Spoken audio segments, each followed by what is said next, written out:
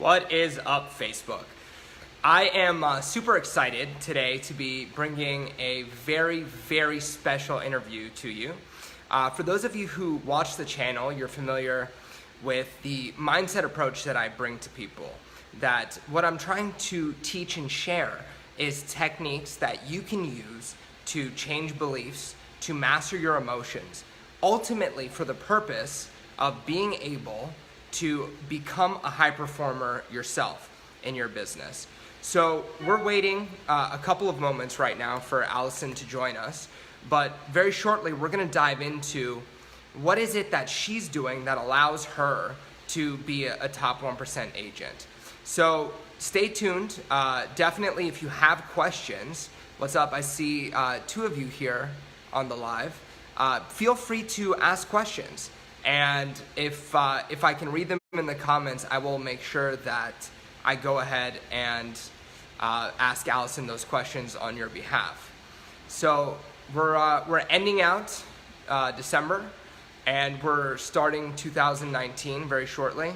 So I know many of you will be thinking about how can you make 2019 the most productive year in your business and hopefully in your personal life as well. I think for those of you watching, you probably recognize that your business is a reflection of you. So with a million strategies out there, with Google, with YouTube, what is really holding you back from being able to execute on those strategies that's gonna take your business to the next level? And the answer is mindset. How can you get yourself to a place inside where you're completely aligned with that goal that you have for yourself, and you have your belief system supporting you, and you have your emotions and emotional habits trained to get you into the zone? Okay, so Allison is here, and I'm going to bring her on camera.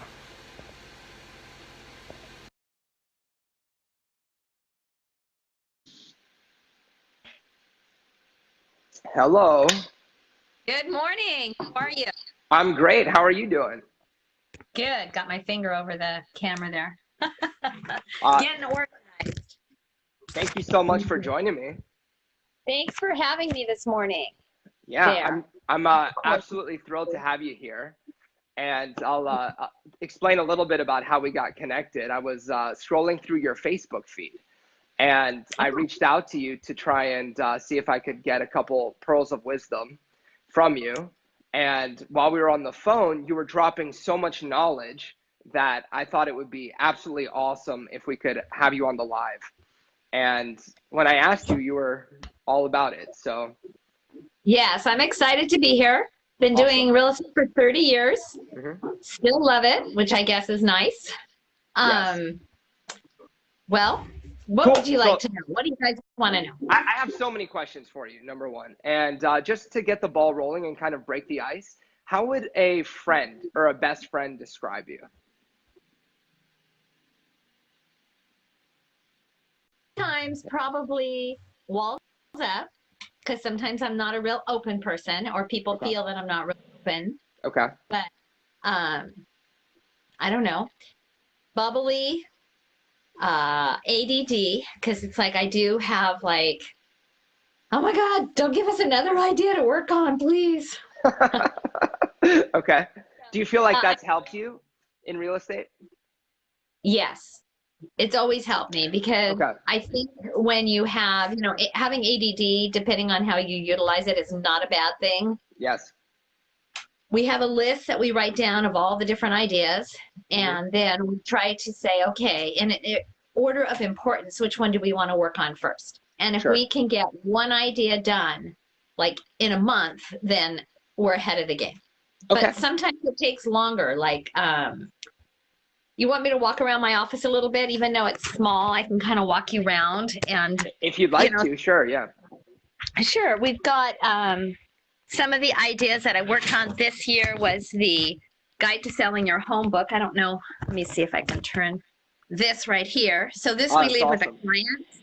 Okay. And it kind of tells the clients a little bit about how to prepare your home for sale, Yes. what you need to look for, mail change. And then the other thing we worked on was our listing presentation book.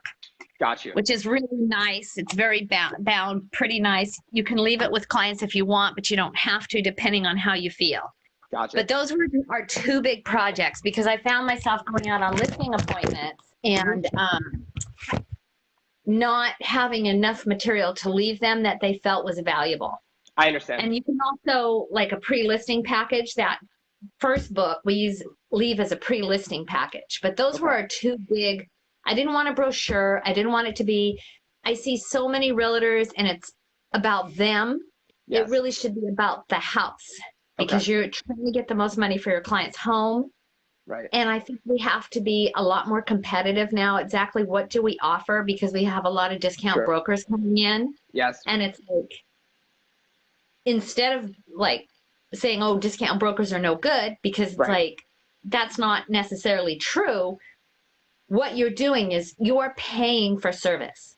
Yes. So if you want something here, there's this package. If you want something here, we have a better package. Understand. So can I start at the beginning a little bit and just find out about how you got into real estate? And I'm curious also, I read an interesting stat that apparently most realtors don't make it past the 5-year mark. So I'm very curious to know about your journey through real estate. What was particularly challenging? And then how did you overcome those challenges? First year was hard. You know, it's they just triple the income this time because it was inflation. But I made about $8,500 my first year. Oh, wow. And the second year I doubled that, and the third year I doubled that. And then I was okay. So it was almost like getting past that third year, but it was very difficult. Even to this day, 30 years later, I can remember those first 3 or 4 months. And it's like sitting in the office, trying to like figure the job out and like, what are all these people busy doing? And what do I need to do? Until I saw this older guy and he makes good money.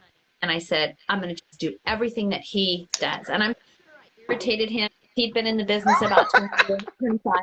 And I was like, so Bill, what are you doing today? Yeah. And then like 2 hours later, now what are you doing, Bill? Oh, and it's like, great.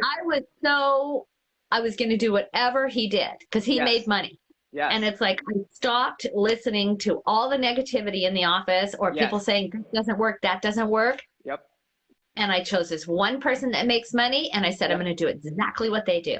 And so he said, oh, I'm going farming this morning. I'm like, oh, great. Can I go with you? He's like, do you want to go farming with me? I'm not going to pay you. I'm like, yeah, no problem. I'll do the other side of the street.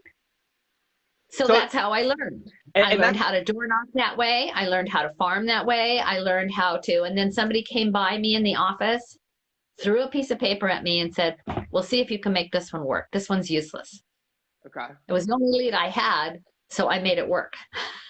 Wow. And from there, that's how I learned to do it. But it's really any job, you know, I think there's a lot on the internet that's like, oh, make millions, make millions. Any job you're going to make money at, you're going to work. You're going to work. Yep. Right. But it's like, make it positive, do a good job, and pull forward. Don't listen to people saying it won't work, it won't work. Mm-hmm. Look at the people that are making money in the industry, that whatever industry you're in. Yes. And start doing what they're doing. Follow your competition. Anybody that makes money. Yep. See what they're doing. See if you can do the same or better. See, and this is one of the reasons why I wanted to have you on, is because as I was listening to you on the phone call, you were just kind of, I was hearing all of these things that are common high performance traits. And one of the first things, if you watch one of my videos on the 4 principles for success, is find out who's successful and then model them. Go do what they're doing. And that's exactly what you did. You found somebody who was making the kind of money that you wanted to make. And we have a comment here. Allison is amazing. Yes, Allison is amazing. And you found somebody who was making that money, and you went and you modeled them, and you literally went out door knocking with them. Is that right? Right. That's door knocking, farming, and then in the afternoon, I would listen to him on the phone, and I'd be like, okay, I don't have anybody to call. Back then, we had phone books. Right. So I'd pick up the phone book, and I'd be saying the exact same thing. I could hear him on the phone. No He'd be like, oh, are you interested in selling your home? We've got buyers. That's amazing. Nothing about cold calling, but it's like I picked up the phone book and started calling. That's amazing. And I feel like a lot of people are a little bit hesitant to actually get out there and imitate successful behavior. Now, would you say after you did that, did you develop your own style? And was the actual like imitation necessary in order for you to understand what was working? Yes, I think your first year in the business, you want to learn every script possible. And people say, oh, I don't like scripts and I don't like that. It's not about using the script. Okay. It is about knowing that script so well that you don't have to use it because you know it so well, it becomes you. Yes. So what you really need to do is know all your scripts. So once you get to know 20 or 30 scripts, you'll start mixing them up. You will make your own, but it will not sound like a script. The other thing is when you're talking on the phone, don't be like I see agents trying to get their script out. You're having a conversation with someone. You're taking their time. You are calling them. So when they start talking, start using their time. Try to listen to them and give them something valuable back. So the script gives you freedom. You learn the script, you master the script so that you can forget the script, essentially. Right. Correct. Okay. Cool. So you're modeling this guy, and then you get into your third year and you start to have enough business where you're okay. When did you really start to feel that you had become successful or you started to make it, quote unquote? My third year. Your third year. Up to my third year, I was like,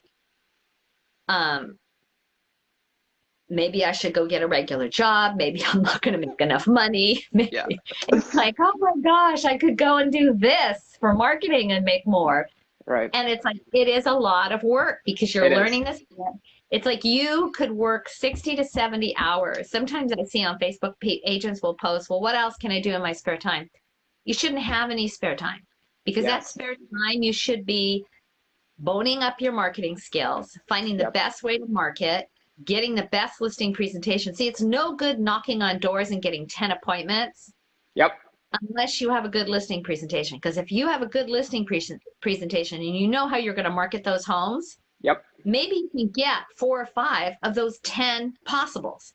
But if you have a lousy listing presentation, you're going to be at 0 or 1. So not having the best materials for yourself makes you spin your wheels. So the best materials for an agent are a good listing presentation. And then what else would you consider? Good buyer's presentation. Decide what makes you. Why should a buyer use you? Why should a seller use you? What's your value proposition? What's your visualization for your business? What's your business plan? Because all of these fit together. You need a visualization of what you want to accomplish.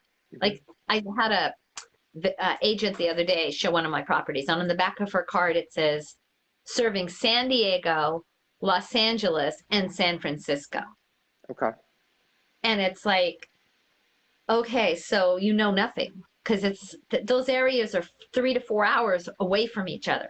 Sure. So it's like you have to focus on one thing and do that one thing well. Yes. And it's like, don't try to be a master of everything. Yes. Pick one thing and do it well. Decide on what your vision plan is for your business. Yep. And it's like, in 20 years, maybe you can sell San Diego, Los Angeles, and San Francisco because you will have a team that will help you. But when you're first starting, being on a team either. Because it's like, back when I started, we didn't have teams. Right. But I look back and I see that and I think of all the pain when you join a team. Yes. Is telling you, hey, don't make this mistake. They're helping you forward because they've already been there. Right. Listen to the person making money. You will have half the pain because they will remove the other half of the pain for you. And yes, you're making less money. Right. But if you were an agent by yourself, 0 out of 0 is nothing. So if you're making $50,000 on the team, that's pretty damn good. Really not making less money. So it's like I highly recommend a good team. Research your team. What can people look for in a good team? So if I were looking for a team, how would I know it was a good team? look at their marketing, Okay. see how they market, Okay. see what people on the team are making. So if they've Okay. got 5 or 6 people on the team, what are those people making on the team? If they're all making 0, there's a problem with that team. That's the problem. And because it's like any industry. Right. There's everybody that says, "Oh, we're good, we're good, we're good," Right. but it's like it's all a bubble. It's like Yes. you really have to look at the numbers. Look at the numbers. Find a Yes. team that's making money.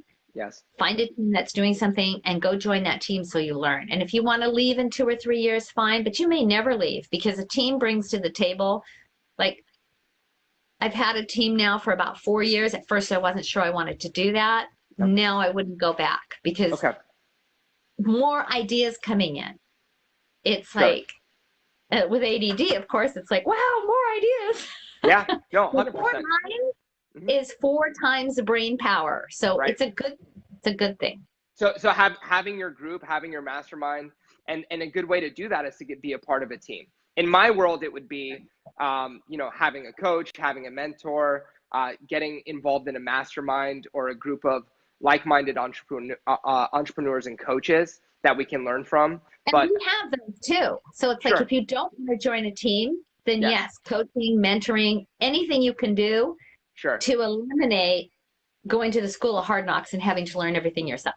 Yes. Because maybe you can make double the money the first year Right. if books were my friend. It's like I read as many books as I could get a hold of. Yes. And that's one thing about being in business for myself that has shattered my ego. And I'm totally ready to take on anybody's model who's working and is getting the results I want. I'm so ready for your model.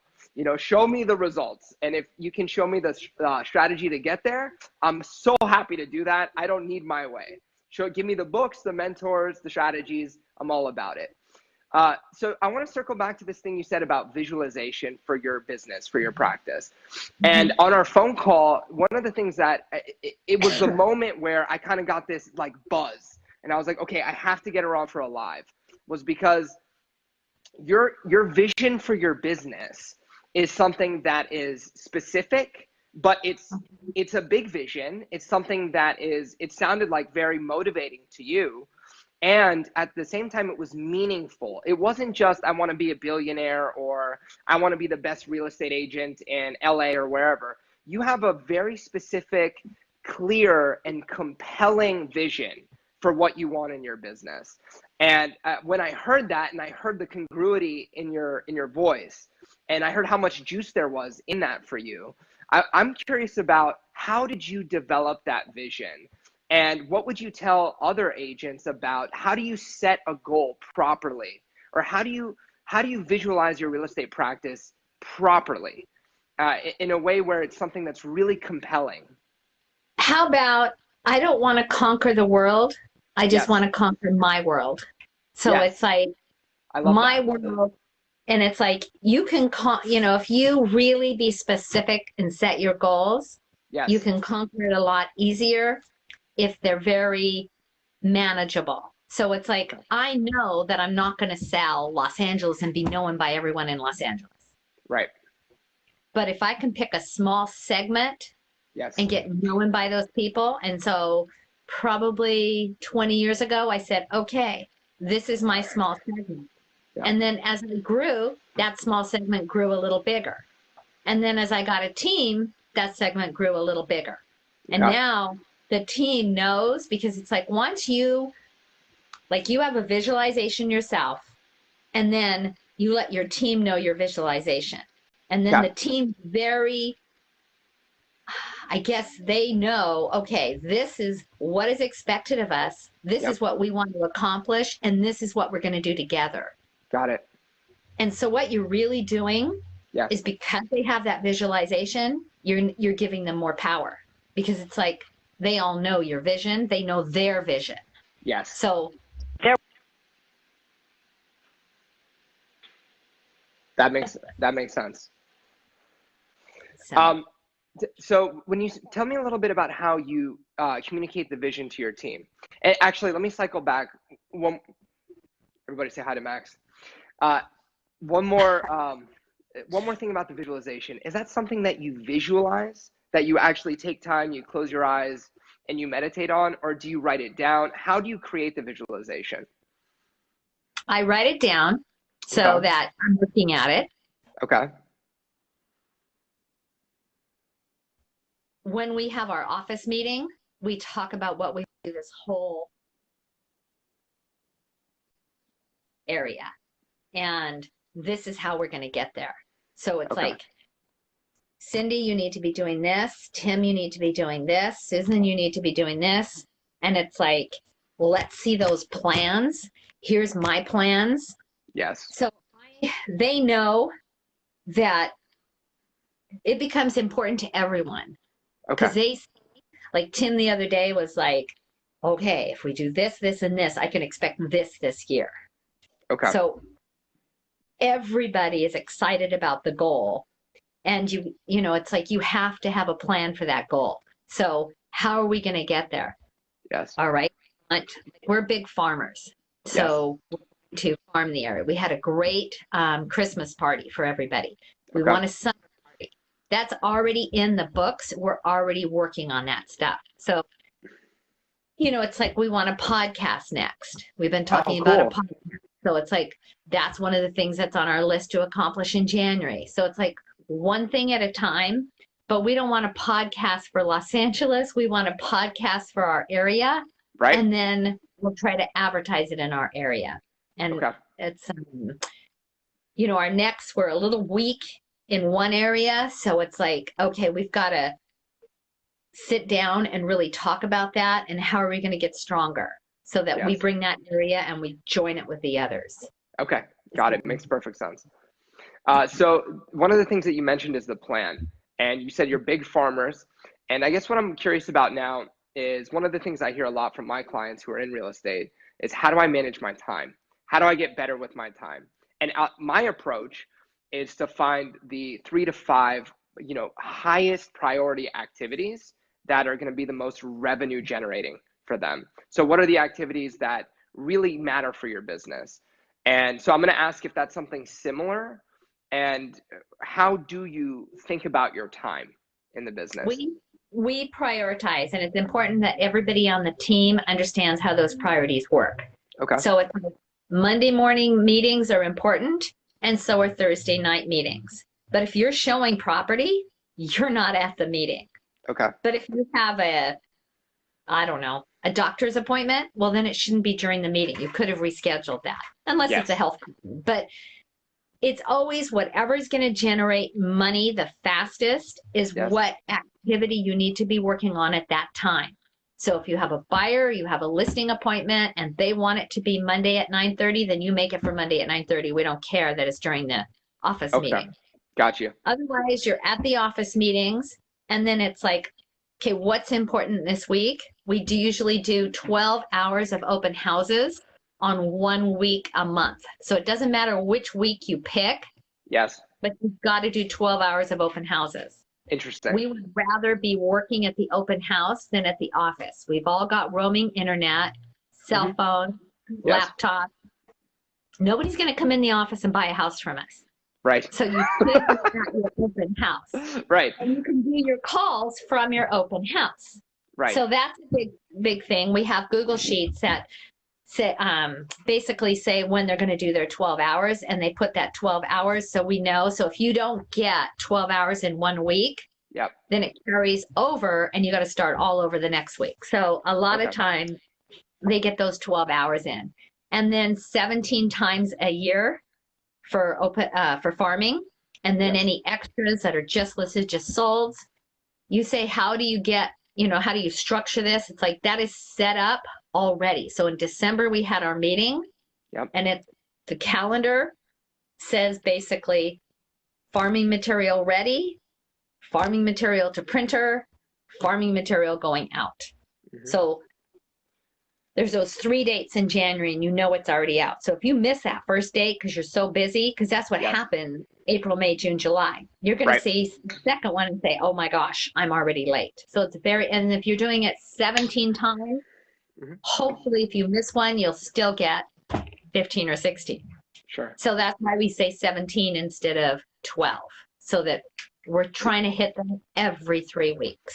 Understand? Okay. And then think So about like, the client generating activities that are going to lead to a sale take priority. So if there's something with the customer, that's the highest priority. Do you have like, other than the 12 hours of open house and the farming, are the other prospecting activities that you do, are they scheduled at? We use Follow Up Boss for our CRM, Okay. which we love. Okay. And you can put the team on there, but everything will flow into there. So Yes. we can see what they're looking at. And the clients that are looking at properties first are the ones that need to be reached out to. Interesting. So if you haven't reached out to somebody that's looking at property, there's a Yes. problem. So I'm going to look at the ones that have the latest activity. If I see you haven't followed up on your client, or Yes. Jane works with me as well, and so she's constantly in Follow Up Boss looking to say, hey, have they followed up yet? Okay. Then you're going to get a text that says, hey, so-and-so is looking at property. You need to follow up with them. Got it. So Alice says Allison is actually Wonder Woman in disguise. So she put you on blast here. She revealed your secret identity. So we oh my gosh. that's awesome. That is absolutely awesome. So yeah, it's like when you're at that open house, you should be in the database, and you should be calling those clients that are looking at properties. Okay. One of the things that I asked you on the call is what makes a good agent, and I thought I would let you dive into that for a second, and we can compare. We can say what makes a good agent and what makes a bad agent, and what about for the agent who's in a rut, who they're waiting to find whatever it is inside themselves, so they get that strategy, but then they actually start taking action and get enough momentum to go to the next level. Oh, I don't know. I think if you're in a rut, Yes. you just have to, sometimes it's your power. You just need to stop feeling sorry. Like we have so much, we are so lucky, most of us. We have the ability to work, we're healthy. Focus on everything that is good in your life and move forward. I mean, pick a few good agents and start following them, because if you're in a rut, you can pick up the phone and call me. I don't care, but it's like, I don't want to hear you're in a rut, because I don't have time to be in a rut, and really neither do you. You should be working. If you tell me you're in a rut, I'm going to say, put down 10 good ideas for marketing a home. Okay, now put that in your listing presentation. Yeah. Now I want 5 good ideas that nobody's using around me. Find those good ideas. What are they? Right. Okay, let's work on that. Yep. There's always ideas that you should be working on all this stuff. It's crazy that you're in a rut, because there's always so much to do. And it's like, when you have a client, remember that they had so many choices. That client should be your number one. And it's like, really work as hard as you can for that client, and be glad that you have the client, because they could have chose so many other people. Yes. And you're lucky to have them. So I think sometimes we feel like, oh, I'm tired of working or whatever. And it's like, snap out of it. You're lucky to have the work. You're lucky to have the clients. And it's like, think of ways to improve yourself and your business. Yes. I love that. And I think that goals are really important. People say, oh, how do you stay motivated? And it's like, you always have goals. We were talking about that at our office meeting last week. And it's like, maybe it's not like, some people will say, oh, you just need to buy an expensive car and have a $1,500 a month payment on your car. Okay. I'm totally the opposite. I don't believe in that. But what I do believe in is that buy that medium price car and pay it off. And then start paying off your house, and then buy a rental property and pay off that rental property. So it's like, make yourself broke because you're paying off obligations, so that when you have a retirement, you have a great retirement. But don't make yourself broke by expensive stuff that, if the market takes a downturn, you're stuck with that expensive stuff that doesn't do anything for your life. And give to others. It's like, I've got a couple charities that I give to, and it's like, I enjoy sending those checks out and knowing that I'm helping them. I love And I that. think that's, the fact that it's like I throw more money towards my obligations, try to keep my expenses low. And then it's like, if I feel like, okay, I've got some savings, Yep. I'm not going to buy a car. I'm going to buy a property. I'm going to buy something that is going to give me value in 10 years. I'm And so then, glad you're saying this, because I've been reading some really terrifying statistics about agents who they'll retire. Well, they can't retire, they and can't. they can't. And it seems to be a common trait with salespeople is they'll make a great commission and then they'll blow it all, or they'll lose their motivation for some reason. They'll go and they'll hit like a killer run, and then they'll lose their motivation. Right. But yeah, I'm really, really glad that you're touching on that. What do you feel has been the worst advice that's been given or is being given right now?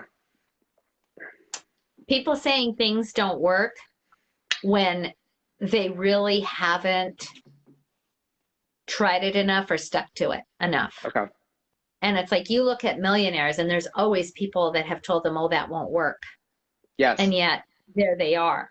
It's persistence, imagination, believing in yourself.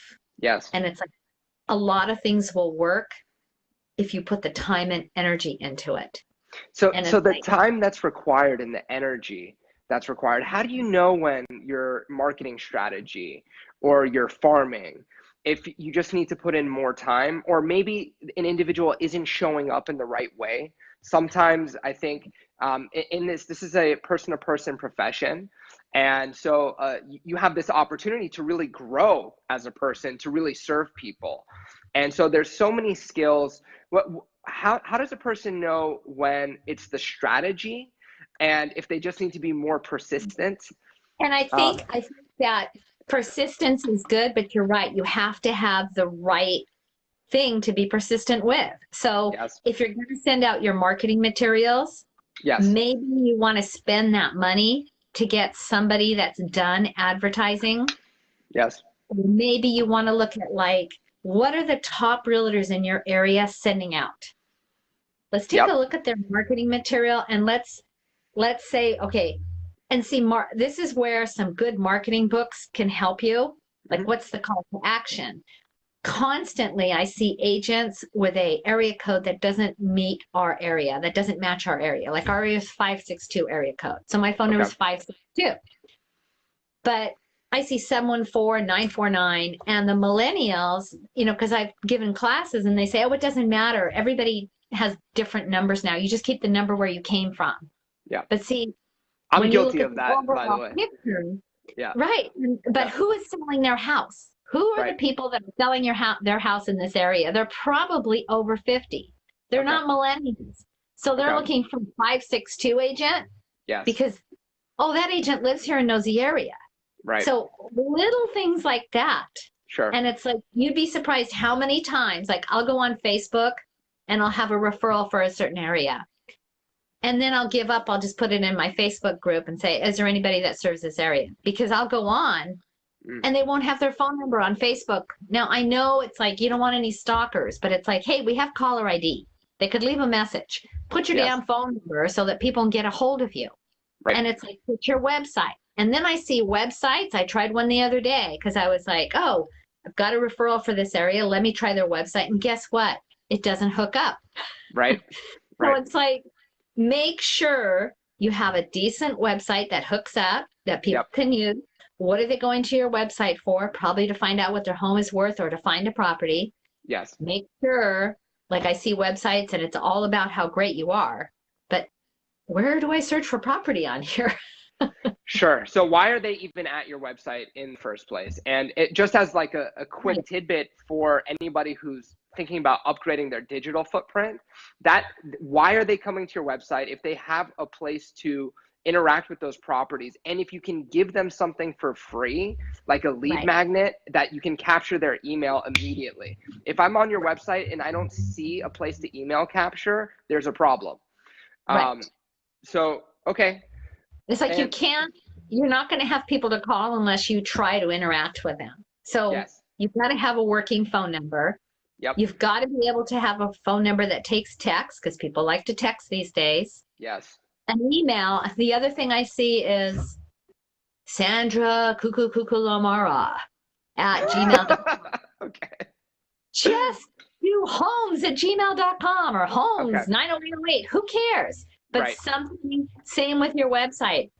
Super simple. If you have a last name that's hard to spell, don't use it. Just use Homes by Kathy. Got it. The easier it is to remember when they drive by that sign, the minute they leave, are they going to think Kukukukulamara website or are they going to Absolutely think not. Homes by Kathy? You Right. got to have something super simple. So these are simple marketing tips, Yes. but you're right. If you start marketing and you're marketing with something that's too difficult for people to use or a number that's not in the area, you're less likely to get the business that you want. Okay. Makes sense. What is something you've learned about yourself recently through real estate? Probably that I need to be more open and not put those walls up. Be more open. And I've been working on it this year. The other thing I've been working on this year, a big priority for 2017 and 2018, Yes. was being present. I think that we all, today, there's technology all around us. So it's like, I'm on the call with you, my email's open over here, I got my calendar open over here. I could be like, okay, what just came through? What just came through? And it's like, I'm not really, and it's the same when you're on the phone. Like when you're on the phone with your client or whoever you're on the phone with, be present and listen to the client. Don't just say yes, yes, yes. And the other mistake I see is attention to detail. We're seeing that a ton lately. And it's costing clients money. And it's like you really need to pay attention to detail, meaning when you get that counter or you get that offer, make sure that don't think I've been in the business forever. Like actually read what is coming through. Read your emails. You'd be surprised how many times I'll ask questions in emails. Mm-hmm. And then it's like, oh, I didn't see you ask me that. And it's like, it's right in the email, but they're not, because they're multitasking. Yes. They are doing a poor job at everything. Sure. So my goal, because I saw this was happening around me, is stop multitasking, focus on what you're doing, do a good job, then go on to the other. And sometimes we were talking about it the other day. It's like maybe you're not going to answer the phone for 2 hours a day because you're just going to go through your email and you're going to get all those emails answered. But you're going to do a good job of it and attention to detail. And then when you're on the phone, you're paying attention. So is having that intention enough for you, or are you finding a practice to help you become more present? Have you noticed that just by being aware of it, you're able to eliminate the distractions? How are you becoming present, I guess is my question. By sometimes closing things out, like I'll close out the email because it's like, if I guess it's like punishment, right? You're on the phone with somebody and then you start reading an email and you realize you're doing it. So I'll just close Gmail. And then it's like, go back to the conversation and listen to the person. Got it. And it's just like a family dinner. You see them on their phones the whole time. Yeah. And it's like, we are only here for a short time. Yes. Enjoy enjoy people around you. Love people. And really be there for the moment. And the same thing in your business. Be there for the moment. They're paying you to do the job. Do a good job for them. Be there. Yes. And it's like, ever since I really focused on not multitasking, I do feel that it's helped my business because I feel people feel that you're actually listening to them more. They know you're. Yeah.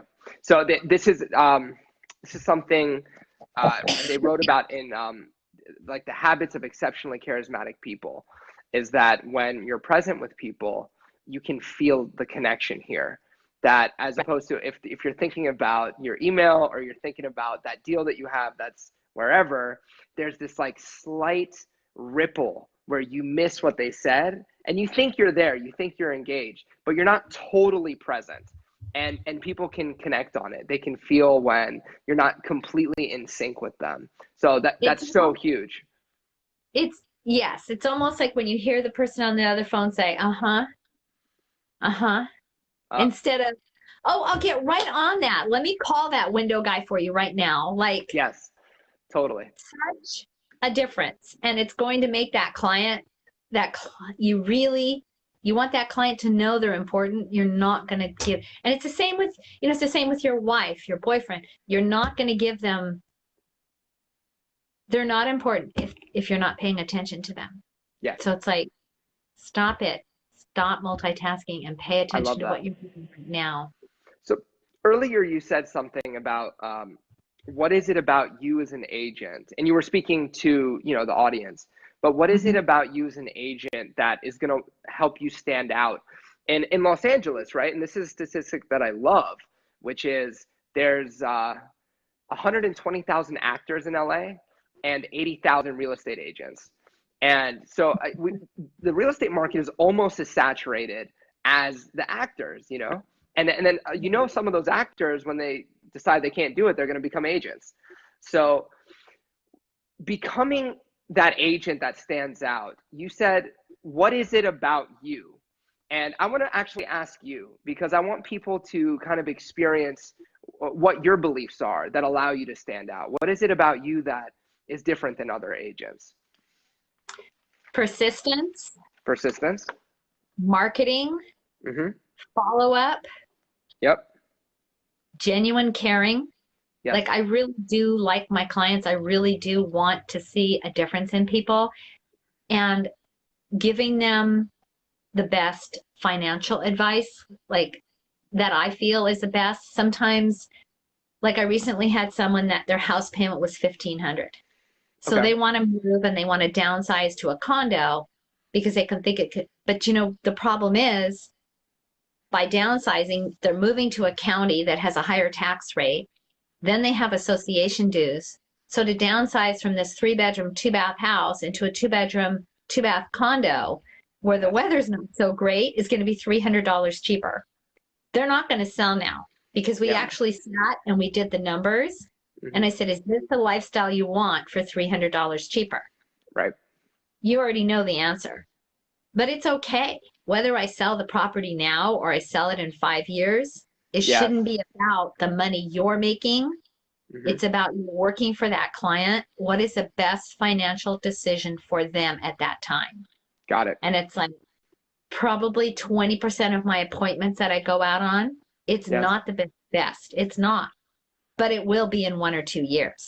Yes. And so that's what we try to do. It's like, that's long-term business because it's a better decision for them later. Yeah. So being caring and really understanding what the consumer needs and giving them, here's option number 1 and here's option number 2, what's going to work best for you. Okay, beautiful. I love that. And I mean, you've mentioned a lot, and on our phone call too, you mentioned really showing up for the other person and doing the best job you can. And I think a couple things that continue to come through are gratitude. And you've said over and over again, you're lucky to be able to serve this person. I think you like the pressure is a privilege. Yes, I love that one. Pressure is a privilege. Yes, because it is. Without any business, we wouldn't have any pressure. Yes. So it's like when you feel pressure and you're like, oh my gosh, remember. Does that that's feel like a privilege to have you? those. Yes, because you know what? Yeah. It's like that means that they chose me to help them. And I have that pressure because I'm helping them. I'm taking it off of them. And it's like whether it be that escrow be late a couple days or whether it's like we've got to get the house painted before it goes on the market or whether the water heater just burst because we were moving it because who knows? Right. It's my pressure to deal with so that they don't have to. And that's why they hired me. So yes, it's a privilege. That's awesome. That is great. I do love that one.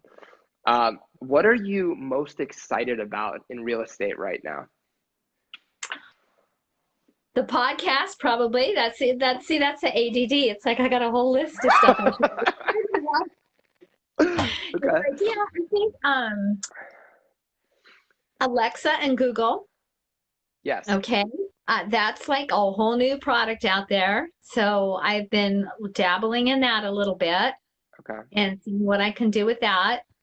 the app, we're supposed to get our own app middle of January. Lots of people have apps, but they don't work that great. I Okay. had an app before. I was one of the first realtors in the area to have an app, and it just tied to my uh, website. But now Okay. this one is actually a phone app that will work better, so I'm excited about that. That's cool. So yeah, those are the things. And proximity marketing is getting a little bit better, and we're researching that a little bit more. So trying to use that so that it works better, I guess. Okay. That's where they have those beacons now. You can Uh, load things on the beacons, and they'll shoot them out if you put the beacon at the house, so that it does a notification on the person's phone. Whoa. That's Yeah, amazing. kind of weird. Yeah, it covers like 4 football fields, and they could drive by the house and Yeah. it will drop a notification on their phone. But a lot of people don't Whoa. even like check their notifications. Sure. So it's like how to best advertise that product and get it out there. So it's a bunch of stuff. We're working on 4 or 5 really exciting things that I think you always have to be working on new products. That makes its business exciting, because from I guess what's the most exciting thing about real estate is, yeah, I'm serving the clients and stuff, but over here it's like a little hobby, because it's like, oh, there's some marketing over here. Yeah. And it's like, it's just fun. Like, what can make us different at our open houses? You know, we did a Sure. Christmas open house where we had some Christmas music, cookies, spice cupcakes, and Yep. invited like 2,000 people in the neighborhood. We had the Christmas party, and it's like, now we're thinking of doing like a historical open house on a historical Interesting. home. That'll be So cool. can we get a historian there? Yeah. So it's like whatever we can do to make it different, to make the business just more exciting. So that's interesting that if you look at marketing practices, right? At first it was mailers. People would mail stuff to your house, right? And when that was new, you had a very high response rate, right? People would actually read it and they would respond. And then it got saturated. And then you had telemarketing. And I think at first people weren't mad at telemarketers, if you can believe it, at first. And then with email, when email marketing came out, that was brand new, had an incredible response rate. And then now social. So on whatever platform is new and native, people have a better response rate. But now apparently it's cycling back to mailers. That apparently because people Done mailers. yes. But it's also that, it's interesting you should bring that up, because we're already thinking about February's mailer. Yeah. And so it's Valentine's Day and everything else. So we're like, Yes. okay, let's try to do an article on where you could hold a wedding in Okay. this area. So Amazing. we're going to have like 5 or 6 different places where they could do a wedding, Yes. different caterers, and that's going to be the whole synopsis of the article. So it's like, if they live locally, Yep. maybe they'll use business local. So and what I'm getting from you is that you have this curiosity, but it's also like a fun, playful thing about the marketing, which allows you to stay current with marketing. Because Yes. some people think Marketing. Yeah, Like, I'll good. sit down with a glass of wine at night, yes. and it's like, I'll do some stupid Google search, like hottest new marketing things for realtors. Like, Google has Yes. everything, and It it's like, yes, It really and does. it's like, Yeah. and then in the back of my head, it's like, what will Alexa say? Let's see what Alexa says. So then you ask Alexa. Yeah, and then it's Oh, that's like, great. this is interesting. So Yeah. then you might find, and like Inman, if you don't subscribe to Inman, get a subscription to Inman if you're a realtor, Okay. because it's like, that is like, if you have my kind of brain, that'll Yes. send you off over here, because it's like, you'll read this article by Inman, and then at the bottom, oh, see this, and click on that. Oh my gosh. Oh, this is cool. So then it's like, I'm tagging things at 11 o'clock at night, because Yes. it's like, look at this new real estate tool. Look at this new real estate tool. And it's like, Yes. I think so I'm I might- wondering where this comes from for people, because you'll find that some people really, they're looking for the one answer. Give me one, tell me how to do social media so that now I'm going to have business forever. And I don't think it's that way. I think if you have No. a goal and it's compelling. I'm going to get sick of the way you're doing it. And see, Yes. that's the thing. It's like, I could give you this great way of doing a Facebook ad, but Yeah. then after you see it 10 times, you're no longer clicking on it because it's old to you. It's old It's old. hat. Yeah. So it's like, okay, what's the next new thing you will click on?